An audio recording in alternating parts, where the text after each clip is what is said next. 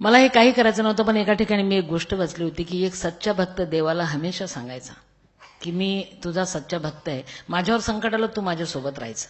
देवाने सांगितलं राहील. असं कसं राहील? अरे तू देव आणि मी भक्त, मला कसं कळणार तू माझ्यासोबत आहे? अरे म्हटलं तुझ्यावर संकट आलं की खूप पाऊस येईल, चिखल झालेला असेल, तू मागं वळून पाहायचं, 4 पावलं उमटताना दिसतील, 2 तुझे 2 माझे. यस. भक्त म्हटला यस. आलं ना त्याच्यावर संकट, पाऊस पडायला लागला, चिखल झाला, त्यांनी मागवून पाहिलं, 4 पाय उमटत होते. त्याला वाटलं क्या बात आहे, भगवान हमारे साथ है.